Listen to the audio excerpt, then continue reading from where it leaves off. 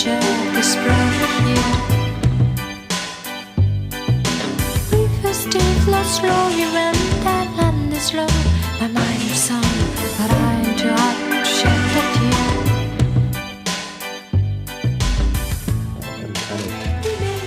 tear. Overbearing. Transgression is something as something kind of visceral and immediate, something that shocks the senses. I want to distinguish between that and something that gets at an idea that has maybe been suppressed for a long time, and it would be sort of novel and fresh and transgressive for it to reappear. So when you talk about, a film that is not nihilistic, something that actually affirms meaning to life as transgressive, that's a very different sort of transgressive to, I think, how it's be meant. I think, as you say, the whole kind of violence and gore and horror stuff kind of played out, and people are numb to that, really. And it doesn't. I mean, you can see a lot worse things on the internet, right? You can just see worse things on the Twitter, really. So yeah, I think Two Girls, One Cup was the end of history. Right. And I never did see that. I have avoided that, and I never want to. So there's transgression left in right. a nation that. Yeah. I don't really seek out horrific imagery or anything like this. I mean, the most horrific thing I think I've seen is Cannibal Holocaust, because there is genuine animal cruelty in this film, which I won't describe. But it is really disgusting and just appalling, really, to see. And you can't unsee it, really. So I don't recommend this film if you haven't seen it. And it's just an evil film, to be honest. Right? I don't think it should have been made, really. But even if it's simulated, I'm not really that interested in seeing anymore. I was never really on board with all that kind of torture porn stuff of the 2000s. I remember seeing a chicken get crushed in a John Waters film and just being repulsed.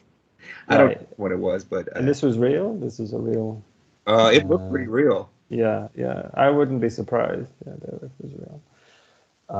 There's no call for that. I think that's just not on at all, really. But, well, the most controversial thing I've done in the last week is go to a bullfight. Right, yeah. Which I've been slightly uncomfortable talking about with most people, because I think most people who haven't been to the bullfighting just assume it's, just horrible taunting and cruelty. But my view of it is that, obviously the bull has an amazing life before it gets into the bullfighting ring, probably a lot better life overall than any dairy cow. But the main thing is that, I don't know if any of you have seen the full thing, but it is basically a ritual reenactment of a kind of primal Neolithic scene of man overcoming nature. Like, it really does feel like returning to some origin point of humanity making the leap. So I think, despite it is cruel and pretty tragic and sad, it is also quite compelling. I've never seen it. I've seen them set the bull's horns on fire, and that's something that I wish I could never. I wish I could unsee. Horrible. But yeah, I've never seen a bullfight. I think of Hemingway when you talk about bullfights. But what did you like about it? It's incredibly elegant, but this bull apparently the bulls, they're raised totally organically, free range in the south of Spain, and they've never seen a human standing on the ground. They're usually on horseback, I guess, and the bull just tears out of its pen, absolutely wild, and just pure instinct, pure violence. It's very overwhelming sight, and then gradually they kind of tame the bull, reduce its strength, and then there's the better the bullfighter, the matador, the cleaner the kill. So it's not kind of designed to be maximally cruel, I don't think, but Yeah, and there's kind of like a Caesar figure in the stand who will give a kind of thumbs up or thumbs down whether the bullfighter gets to keep an ear. That's like the big glory point. And obviously, like, it's so ritualized at this point. Everyone's wearing outfits that cost 80,000 euros to make. It's a massive spectacle. It only takes place for like a week a year in towns in Spain, but I don't know. I feel like it's quite honest, that it kind of keeps them connected with the reality of man's relationship to animal and to nature, which obviously we don't get if we buy meat or milk from the supermarket. I know a lot of people would make a trade such that factory farming is eradicated, but there are still bullfights. A lot of people would make that trade for sure. So there's a kind of honesty about man's domination of animals and consumption of them. If there was just some ritualistic residue of that still around in society, but the big stuff like factory farming was no longer. A lot of people would make that trade, I think. And absolutely, and I think like, these bulls don't exist without the bullfighting. So it also brings into question, what is your attitude to life in general? Like, is life, even if it's going to end miserably, worth living? Or would it just be better if these animals don't exist? And in a world where human beings are dominant, which obviously a lot of people would call into question anyway, the relationship in the kind of Anthropocene or whatever they would say, is life itself worth living, or is non-existence preferable? It's also interesting because the ancient Egyptians used to do something very similar. I didn't know this about the Spanish bulls, about like the bucolic life that they led before they would hit the ring. So yeah, I mean, that kind of it's almost like the bull worship of the past, where they would raise a bull and then use it specifically for really special sacrifices. In the mythology, they take it back to the Minotaur. Oh, right. That's right. Oh, yeah. Well, I know that in the 90s, it was at least fashionable enough for Madonna to have it in her video "Take a Bow" depiction of bullfighting. It was quite romantic, during her Evita period, more or less. Well, I'm not opposed to bullfighting. In fact, I mean, although animal cruelty just for the sake of being cruel, is not on, I think. But I think worse than having bullfighting would be, kind of just eliminating all these kinds of sports, all difference really from culture in the name of some kind of virtue. Like we have in Britain, we have fox hunting, which was that Tina's? Was that a cat being tortured? Yeah, no, that's just what he sounds like. That's my cat. Sorry about that. It's okay. So Wait, I'm not apologizing for that. I think an animal voice is. An ambulance went by earlier when we were discussing atrocity exhibition, and I felt that. Oh, right, and now a cat. Yeah, that was me. I'm ruining the ambience. Hamilton, Ontario. Hamilton, yeah. Essential services. But yeah, I think much more horrifying would be a world where all these differences are eliminated, where there's no fox hunting, where there's no bullfighting, where everyone just lives the sort of pod life, eating humanely reared bugs and so on. So this is a kind of more horrifying prospect, I think, than anything that the blood sports present. But yeah, so I'm not opposed to it at all. But yeah, cruelty just for the sake of cruelty, don't like it. But yeah, I should say I don't advocate any blood sports, and but I was in Spain and I got taken along to the bullfighting as a as a kind of cultural enrichment program. Right. Do you feel enriched? Sorry? Do you feel enriched? Yeah, I mean, I think the Spanish. So I was thinking about this the other day. Maslow's hierarchy of needs ends in, self-actualization, and it's this idea that we all become self-actualized individuals at the end of it. But I feel like the Spanish have gone all the way up through that, and they've self-actualized, eating, sleeping, and drinking. So I've never eaten better, I've never drank better, I've never slept better than in Spain.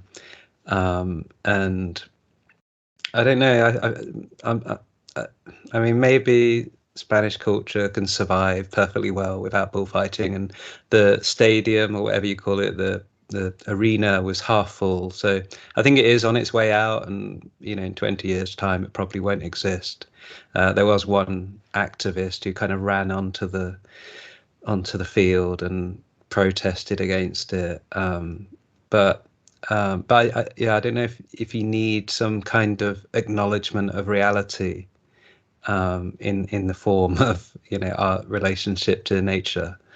I don't think there's like like the word post-human, which we might talk about with Bryan Johnson. I think means things like cyborg. But the ideology of a lot of the people I meet is not quite post-human, but maybe beyond human centricity. And there are a lot of trade-offs with that approach. So I don't know if any of you have a word for like what this world looks like when we don't have humanism, human domination. I think John Gray talks a lot about this. The philosopher. Not the Men Are from Mars, Women Are from Venus guy, but the writer of Straw Dogs. I think it's his most famous book. He did 7 different types of atheism and some other. Right. Yeah. Which I think this title can be a bit misleading because Gray is not a kind of Dawkins type atheist, and actually he kind of has a disdain for that kind of Dawkinsian atheism. He's a weird kind of post-liberal, and the thing I've discovered about post-liberals is that they're still liberals by and large. They're just like these really sort of beleaguered ones that are wrestling with questions. Liberalism is so good at answering, but I get they get the sense that there's nothing obvious to come after it, and so they're still sort of wedded to liberalism, but they're sort of at odds with themselves. I think so. Yeah, I think sort of with John Gray, he seems to push a kind of pragmatism most of all, and saying, we don't have to think of specifically left-wing policies or right-wing policies. We just have to, because for Gray, it's kind of like the universe doesn't really match up to these binaries, which are really kind of mythic, really. Sort of, we invent these things, but they don't really map onto the real world. Same with he thinks of values, really. We might talk of the good, and after Plato, but for Gray, this doesn't really exist. Yeah, this is the discourse, really. And for him, you have to approach things pragmatically. And I think this is where his atheism comes in. It's not the kind of saying like Dawkins says there's just nothing. There's just scientific laws working themselves out. For Gray, it's much more. I think it's much more of a question mark or a mystery, to explain the universe. But he doesn't want to use theistic explanations. I think that's where he considers. That's why he considers himself an atheist. I think by the end of Straw Dogs, he kind of takes a Taoist perspective, which is, I think he says, is it not enough just to observe life?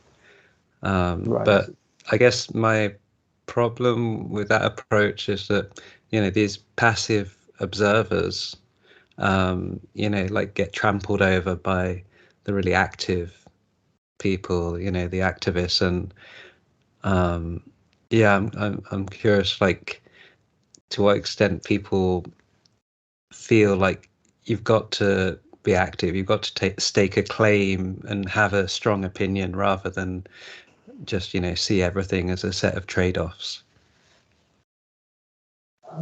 Yeah, I mean, he was called a nihilist for Straw Dogs, and it's kind of bordering on nihilism, I suppose. I think he kind of retreated a bit from that sort of extreme position.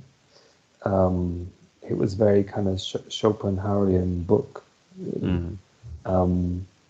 And the later books, I think, are a bit more hopeful, perhaps, you know, because it's quite a bleak book, I think, Straw Dogs. A bit more hopeful, a bit more, I think, optimistic about human possibilities. He did have a book about his cats, I think. Right. Yeah, I think that one would be one for Tina, in fact.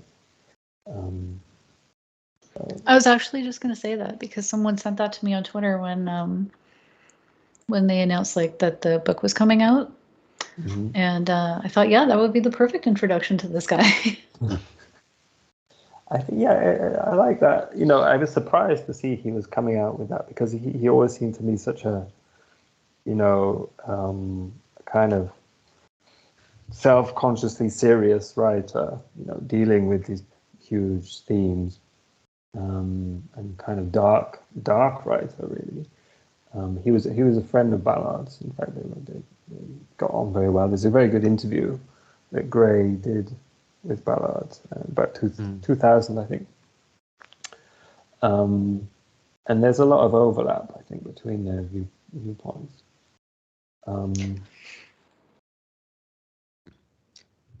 Yeah, because he was like an advisor to Margaret Thatcher or something in the 80s. And then when all the Berlin Wall came down, I think he kind of, you know, saw all this belief in the end of history as total nonsense and that history was going to return. So that was like his breaking point with the neoliberal project. Right. Yeah, it led to the book, sort of late 90s book, which is called False Dawn, The Delusions of Global Capitalism. So he saw the kind of, the end of history talk, and the sort of the Clinton era, really, this kind of optimism of the Clinton era, as a sort of, a kind of utopianism, which is now not, you know, Marxist, but sort of focused on, you know, markets, free markets, on human rights, you know, spreading everywhere, democracy flourishing in, you know, every corner of the world, and so on. So he thought this was going to sort of go badly, and I think he was proven right. Yeah, I think he's an example of someone who's sort of fallen into a certain ideological space of being critical toward neoliberalism and liberalism, whereas you can imagine there are those who, by falling into that space, I mean, like, basically the end of the Cold War placed him here, whereas there are people who are, you know, just sort of perennially critical of this stuff, and there are people who love the free market, you know, on the right, who would be just as enthusiastic about it regardless of what's happening with the Soviet Union and satellite states or anything like that. So he sort of fell into this spot in a way that, you know, lifelong adherents at F.A. Hayek or something would not. They're, you know, they love this stuff regardless of what is happening with global affairs. So he's an example of someone whose ideology has been shaped by what is happening with half of the world, and specifically the fall of the Berlin Wall and all of that. So he's very critical of zealots, really, and ideologues of all kinds. Yeah, he sees that as a kind of a kind of delusion, or, you know, as we might say, cope, where you're not really dealing with the real world. You know, you're not grappling with the ambiguities and the kind of grey areas and the, you know, as not Donald Trump, but Rumsfeld, as Rumsfeld, the unknown unknowns and all those other unknowns. So I still remember this Rumsfeldian, you know, this Rumsfeld stuff, which I think he was kind of mocked at the time, but I think it's kind of interesting, the unknown unknowns. I love that whole idea. I think it's very reasonable. Yeah, it is. But he was mocked because it was coming out of a Republican's mouth and a sort of lieutenant of George W. Bush. So it must be a stupid thing to say. Yeah, that whole idea, known unknowns, unknown unknown. I mean, it sounds like gibberish to the the layperson or whatever, but getting at a real idea there, and I thought it was this weird, moment where fairly philosophical, heady shit was being right in the mouth of an Asian guy or Just imagine if Obama had said it. Right. So, famously, Rumsfeld missed out unknown knowns, which is like the Freudian unconscious. So he only mentioned the 3 out of the 4 known or unknown, which I think the appeal of Ballard to Gray was that Ballard acknowledges the darkness and the complexities in human. But one I did dip into but haven't read is his book on Soviet experiments with I think it's called The Immortals, and it's like these attempts to live forever. I don't know if this is a good segue into Bryan Johnson, but I'm hoping so. I remember Stalin's experiment with like mechanical gorilla men or something like that. But but yeah, that Bryan Johnson, that's interesting. Anyone want to give a little background on him and what the hell's going on there? I was not expecting this, but I went down a rabbit hole with that guy because Hogolian had retweeted a picture that Bryan Johnson had tweeted of himself where he was like really self-effacing about the way he looked and how people made fun of it. And I had no idea that he was funny. It didn't even occur to me to look for him on social media because I just, had just kind of heard the story about the vampirism and whatnot. And I had broken my cardinal rule of going to the source and finding out for myself. So when I saw he had Twitter, I was like scrolling through his timeline and it was quite funny. He has a YouTube channel where he's just very open about everything he does. And it turns out that I have way more in common with him than like I could have imagined. Like we're a similar age, we're both athletic, we're both like really depressed about aging. And it turns out that, I don't know, it just seems like all the money that he's spending isn't really on the interventions that he's trying to do. It's just on collecting data on the interventions. Because like basically he's just a vegan who works out every day. And gets Botox, obviously. I mean, because like his skincare routine and his hair care routine, I mean, it's like straight out of a Beverly Hills housewife kind of thing. So like, it doesn't seem like he's doing anything that isn't already available. And so I think the media kind of has been running with this really freakish idea of him. And it seems like the most interesting thing about him is that he left Mormonism just a few years ago. Wow, just years ago. Well, yeah, the media likens him to, I don't know, Aubrey de Grey or these kind of longevity gurus or something like that, which is pretty well, I don't know about pretty popular, relatively popular in kind of Silicon Valley circles. There's transhumanists out here and stuff. Maybe Dorian Gray is a good one. I think there's Dave Asprey, the Bulletproof Coffee guy, was the last one who came up as a big longevity guy. And I think like Dave Asprey, Bryan Johnson has got like a range of supplements that are about to come out. So I do wonder if it's just going to turn into a grift of selling supplements, which I think is a bit less interesting. That makes sense because I saw on his website that he's now selling special olive oil.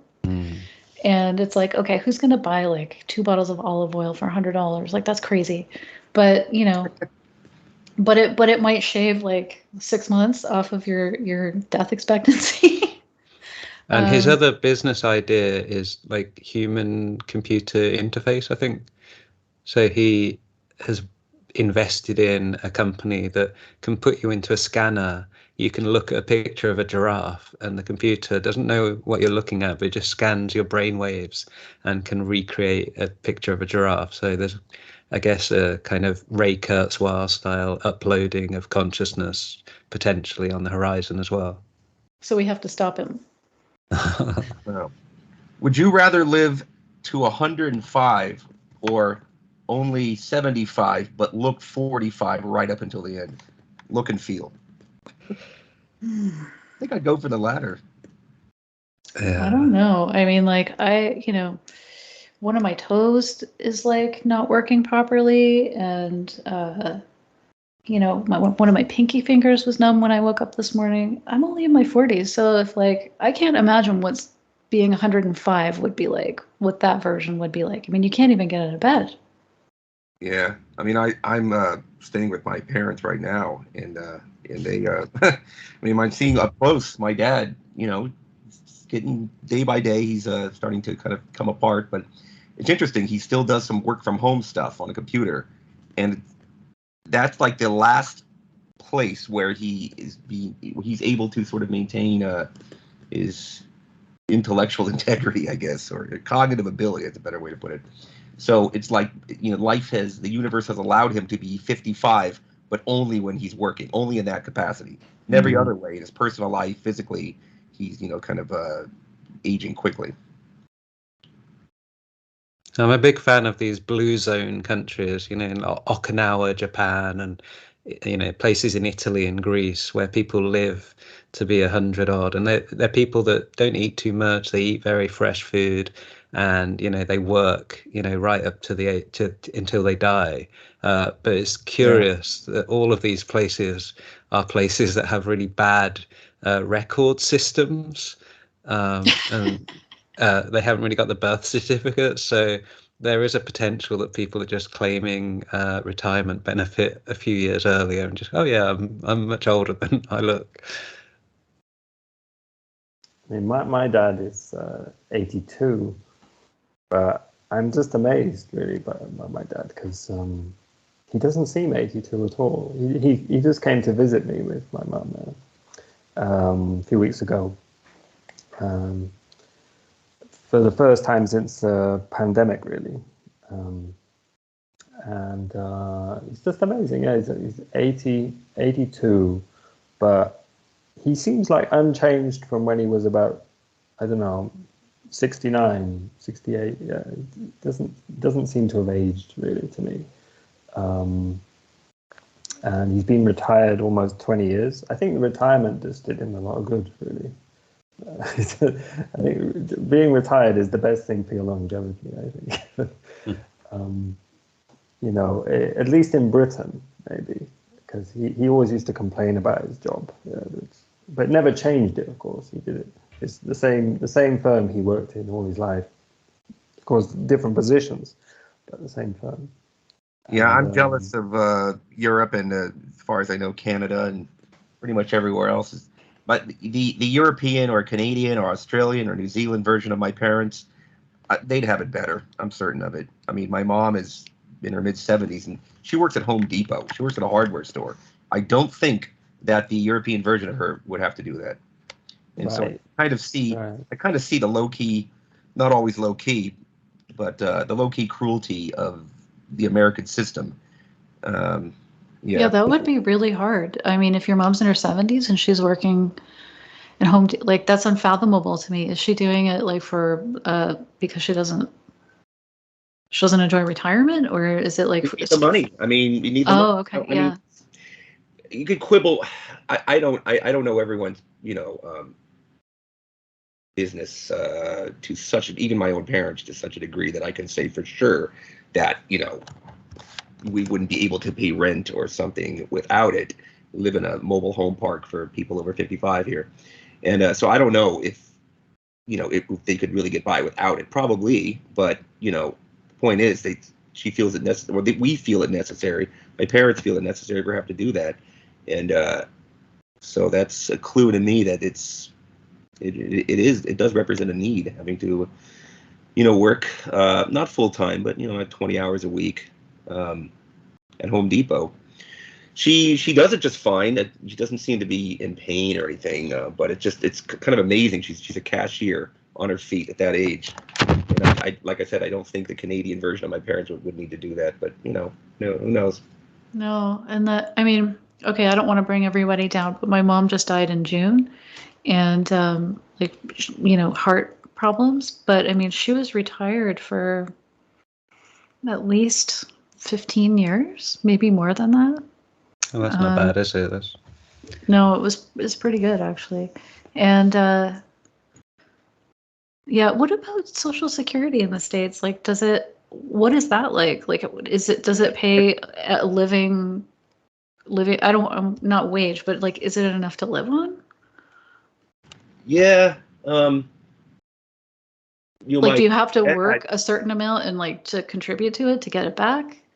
Yeah, I don't imagine hers is that much, because they take a kind of average of your lifetime earnings, and there's a certain cap. I mean, if you were like a multi-millionaire for your 30s, 40s, 50s, it's not just going to go up and up.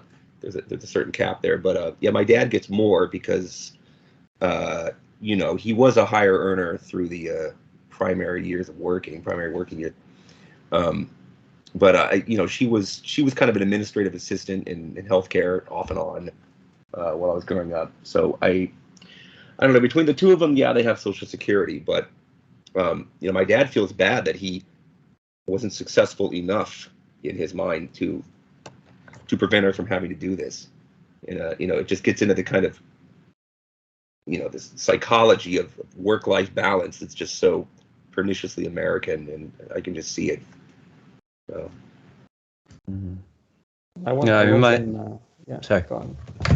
I was just going to say, my dad's dad died when he was 65, so he never really got to enjoy any retirement. And so my dad took early retirement, played golf, and is still playing golf every day. And yeah, it's a very healthy way of living, I think. Just 4 hours of walking every day and hitting a white ball. It's yeah.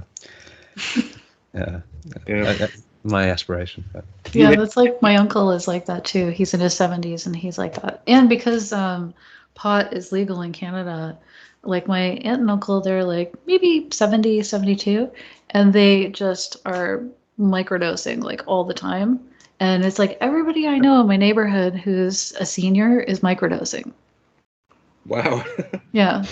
This is very Canadian. Sure about the status of weed in Canada, but oh. There is the euthanasia kind of thing in Canada at the moment, right? Like, really easy to commit euthanasia. Actually I have.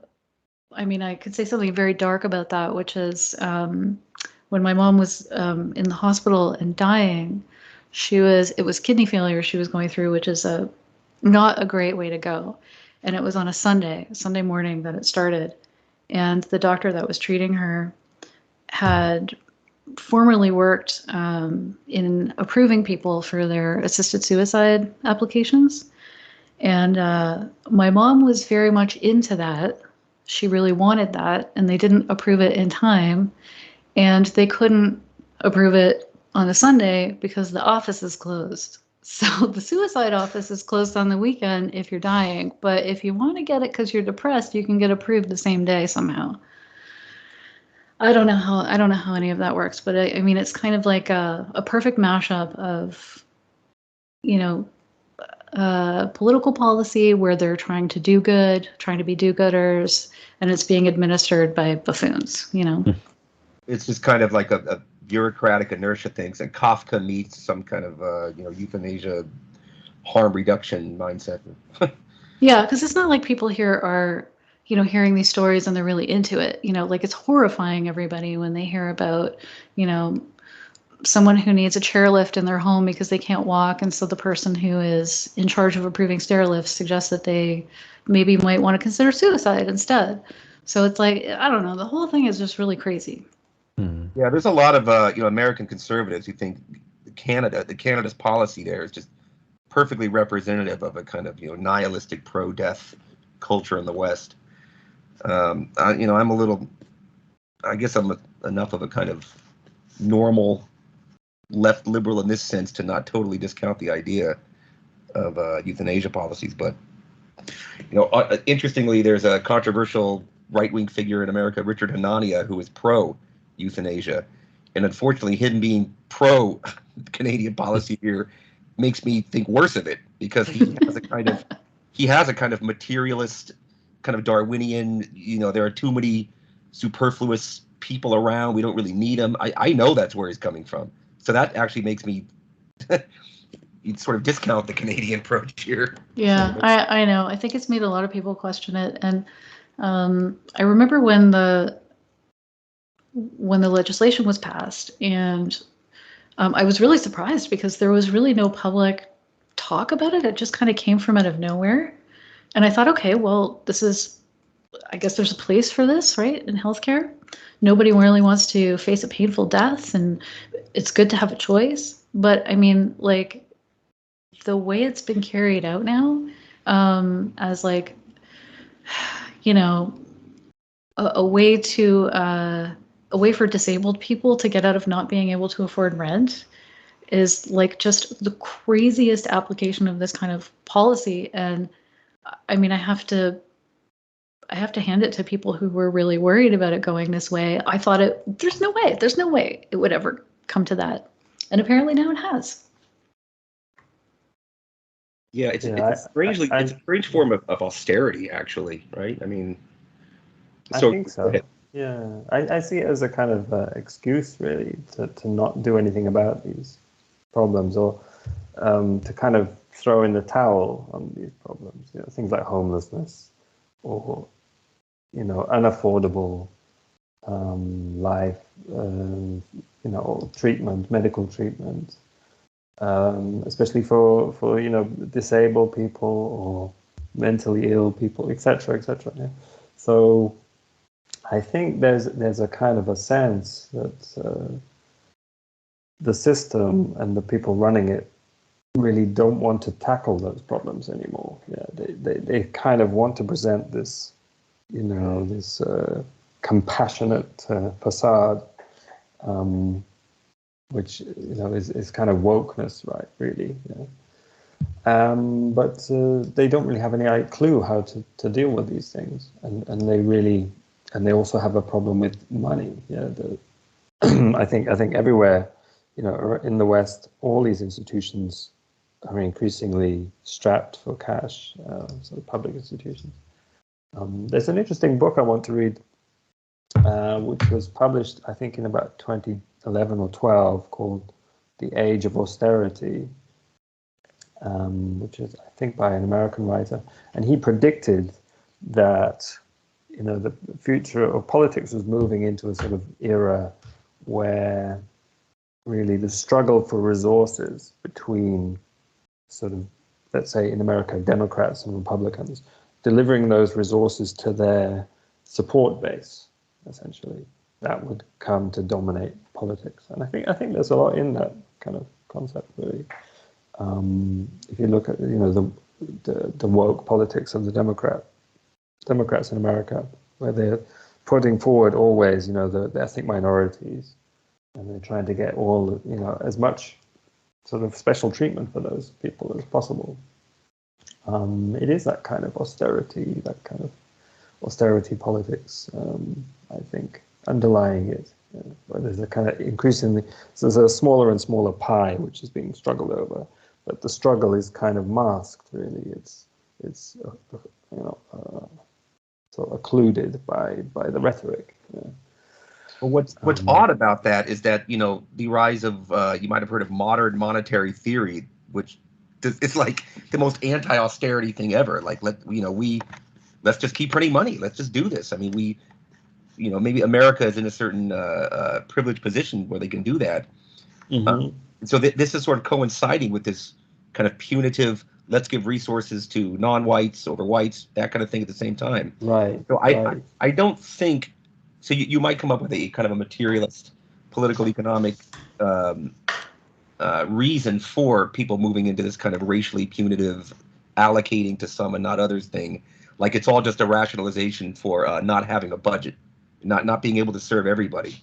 I don't think that's it. I think it's just kind of a punitive cultural thing. It's about punishing those who are out and not in. I think that becomes a justification. But somebody pointed out the other day on Twitter about something about energy use per capita, which I can't remember when it was. I think maybe the 80s or the 90s, but it stopped rising essentially in the West. Not only in the United States, but all over the West, where, individually we are using less energy than before. Which sounds okay. Maybe this is, green policies and so on, but you can look at it another way and just say there's a problem there, because if you're using less energy, you're generating probably less wealth. There's less wealth to go around. And it results in this kind of bitter politics where people are struggling over some scraps, really, fighting over these sort of smaller and smaller pies. As I say, I have only read a bit of this book. I haven't done it justice, really. I haven't read it properly. So maybe look for something on my Substack about that when I get around to it. What about Neil? You wrote something about, what was it, zero offspring behaviors, I think? Oh yeah, I read that. I stalked your Substack a little bit and saw you were into photography. And I'm also into photography. Oh, nice. Yeah. I mean, it was something I originally observed from seeing the craze for Barbenheimer, which seemed like something that would be impossible for anyone to watch, like these kind of 7 hours of film, 6 hours of films, if they had kids, or 2 nights of babysitters and things like that. And I think, like birth rates and having children or not having children, it is like, I think, the next big issue, because like these are kind of collapsing societies where cities are becoming depopulated. I was talking about Detroit earlier, and part of the problem with Detroit is that everyone left Detroit after the car companies left, and you can't sustain a city with less people, because you still need to keep up the roads, and people won't be moved from their old houses. You can't just concentrate people into a smaller area, and so the tax base gets less and less. So there's a lot to this topic, but I just started noticing more of these zero offspring behaviors, just a kind of sense of yourself outside of history. I think that's kind of one of the characteristics, because if you do have kids, you're just dealing with everyday life. You've got these commitments that don't allow you to spend all day scrolling on the phone, although obviously some parents manage it somehow. But so I don't know what thoughts it provoked, or if it's something you think has legs, but I'm curious. Well, I think it's interesting that there's a lot of working class parents who are actually all over social media, and then I guess maybe at the other end you've got families who can have it all. Like there's, I don't know, some finance bro, and then his MFA holding wife living in Manhattan, and their income is, I don't know, 400K, and they can also be very online. Maybe it's more Twitter or Reddit and not TikTok and Instagram, because they're upper professional class folks. So the idea that only some people are online, and they're not having, but they're only doing so because they don't have to take care of kids. A lot of people at the lower end and the more working class somehow do find time to be very online. Maybe they're putting up TikTok videos of their kids, or just So I wonder about the correlation there. As far as visibly online doing things that you would think only people without a family can do, and I'm not so sure. Yeah, maybe that's not the best example. But yeah. What was the other ones I had? Like, yeah, like I guess kind of extreme nerdery.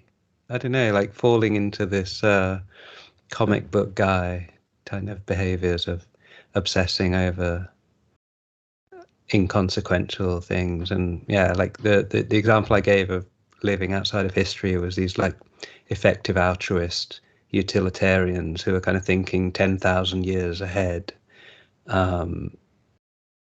yeah, without necessarily wondering about the next 10 minutes. But yeah, it's funny. I guess if you're thinking only of the now, that's someone that sounds like the profile of someone who is childless. If you're thinking 10,000 years ahead, that's also the profile of someone who's childless, because I mean that's so abstract that it's like, come on, you're not even grounded in reality.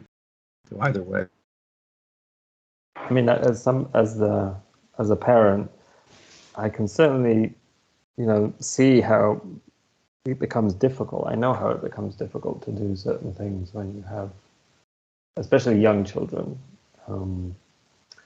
I used to spend, weekends with books and new wave movies, right? That has definitely ended. So, when I write about these things, actually, on Substack or something, I'm often going off my memories, really. I might rewatch, say, a Godard film or something, or if I'm lucky, I might do something like that. But, ever since I started Twitter, in 2018, when I wrote about a lot of these films and stuff, often it's just I'm going off my memories and I don't have time to watch them, I really don't.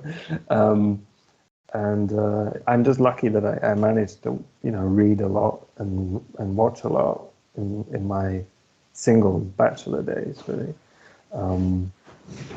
But I do read quite a bit still, but it's kind of audiobooks mostly, because I can do other things, I like nothing better than sitting with a book, a physical book, because I now have this conscious feeling of luxury that I don't normally get to do this, but now I can do. I have a half an hour or something, I can do it. And also writing, you have to sort of squeeze in here and there, really. But yeah, it seems like having any time to read at all is like a great way to reassert your attention span away from social media and the internet. That's like I don't have children, so I don't have the same worry where I have to block out time, but it's more like my attention span has just taken a complete shit with social media. Yeah, I mean, I do have to sometimes sort of take myself in hand and think, sometimes you're on Twitter and there's a lot going on and it's interesting and you feel like you're kind of participating in something kind of, important. Like with this Trump mugshot, yeah, it's a kind of moment, yeah, sort of historical moment. But sometimes you're kind of looking at that mugshot through a completely different light. Yeah. Sometimes you're just sort of camping there, and you're waiting for something to happen, really. And you kind of think, why am I camping and waiting? Really, this is stupid. I need to do something else. And you need to take yourself in hand when that happens. I mean, I've had it where I've been using it on my laptop on with the tab open. And then I close it. I'm like, get off Twitter. And I close it. And then I open a new tab. And just muscle memory, I just click back on Twitter again. It's like the Ouroboros. I kick it out. I have the same thing where I just activate the app on the phone. I just closed it. Mm-hmm. And then I think, okay, next thing, what am I doing? Boom, Twitter. And I think, why did I do that? Why did I click on that stupid, tap that stupid X? And I don't know if you have these cycles. I go for a long walk every day. It's about an hour and a half, and I just leave the phone behind. That's sort of my daily ritual. That is good, I think. I bet you spend all the time thinking of really good tweets on the way. Well, I do bring an iPod to listen to podcasts, so I'm still connected, But yeah, I am thinking about tweets. Yeah, I guess I'm also fascinated by how this question goes into the wider question of like how we create a society that is not so sterile and that has a belief in the future. This kind of individualist endpoint seems to have run out of steam, and like extreme examples of it, like in South Korea, where like it's plummeting. It's devastating. And I guess that is a good example of thinking yourself part of a dramatic debate. But in terms of policy, you have Hungary giving people extra 3,000 euros or whatever, 30,000 euros to have a child, but none of these things seem to be working. Like it seems like you need an ideology like Mormonism, something that is beyond you. Well, I know in Canada right now, like we're going through a pretty serious housing crisis. So if you want to buy a house, you have to have like $1 million. I mean, that's just the way it is. So I can see how a lot of people would be dissuaded from moving forward with families right now, just because like I just moved, and the neighborhood that I moved from, like it was an upscale neighborhood. I basically got grandfathered in. So I was paying like $1,000 a month. And like just with me leaving in that neighborhood, it will have doubled like overnight. So whoever is living there now is going to be paying twice as much as me.